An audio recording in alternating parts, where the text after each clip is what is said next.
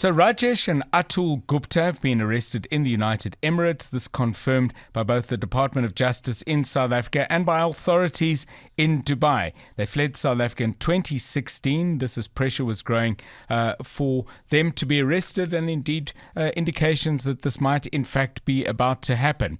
So the extradition process is a complex one. By all accounts, it's a slow one. And to get some insight into how exactly it works, we're joined by Professor Stephen Tewson, who is Professor of Criminal Law at Wits University. Prof, welcome, and thanks very much for your time. What actually happens next? I mean, the Guptas, we understand, have been arrested. Presumably, they won't be kept in prison indefinitely. Next steps, please, from as far as you see them. Good afternoon.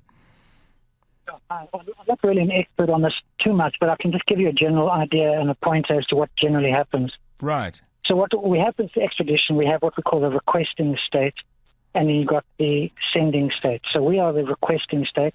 Right. We are requesting the extradition of the Guptas, and then where they are is the sending state. So the extradition request has to be compiled insofar as there has to be a competent charge sheet. There has to be certification from our authorities that they are being charged and they have committed an offence in this country. Once the sending state is satisfied with those documentation, they will effect the arrest of the accused.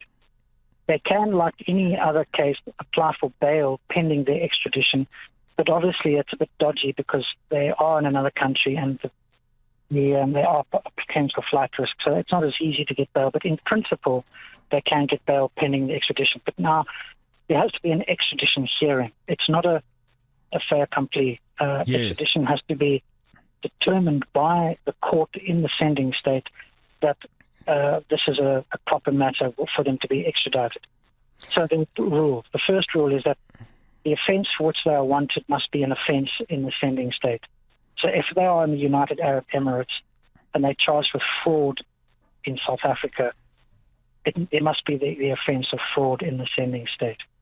So it cannot. Yeah. No. Please carry on. I'd like to hear your last thought. Sure. Secondly, it cannot be a political offence because it can be a tool of oppression. You charge somebody who flees with a political offence because you want to silence them for political reasons, and the extradition is simply a trumped-up charge to bring them back so that they can face tyranny and oppression in their home country. So if it's purely a political offence, they will not be extradited. News. Experts. Analysis. Where things stand. What you need to know.